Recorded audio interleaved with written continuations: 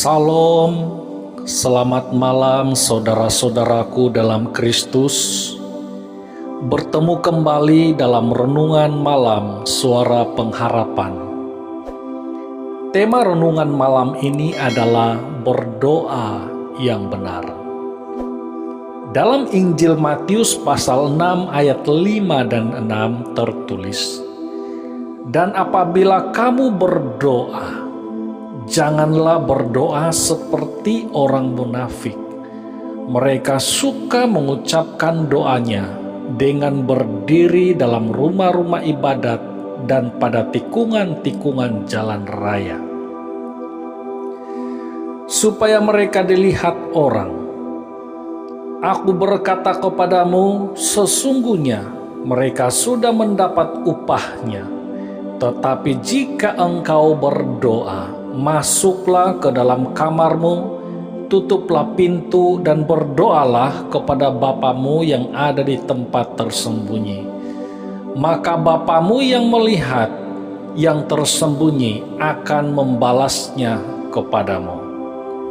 Saudaraku dalam Kristus, dalam ayat ini Yesus mengajarkan ada dua prinsip berdoa yang benar.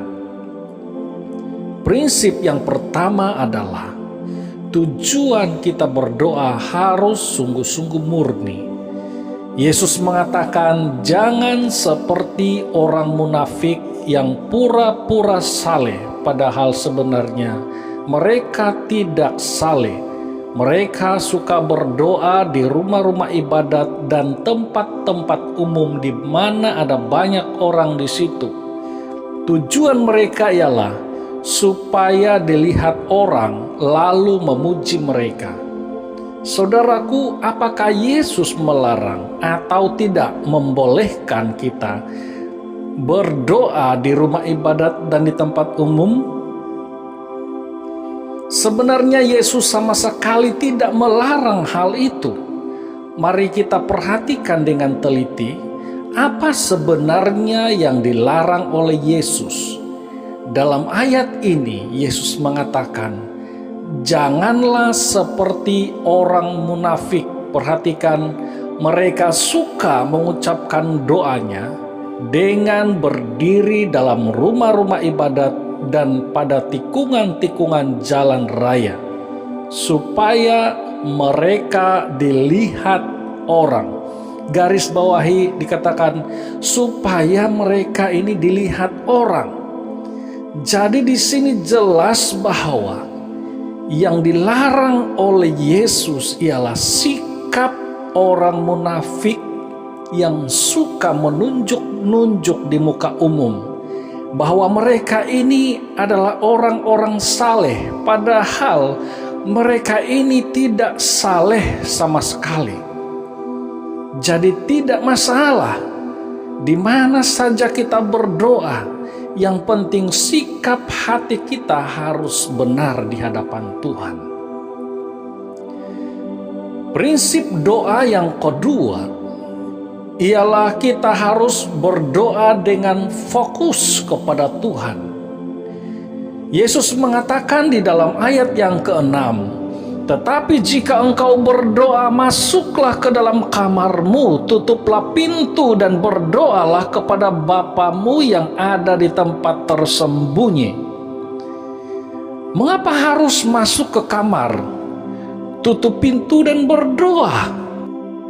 Sebenarnya dalam ayat ini Yesus sedang mengajarkan prinsip berdoa yang benar, yaitu harus fokus kepada Tuhan, bukan fokus pada cari nama seperti yang dilakukan oleh orang munafik.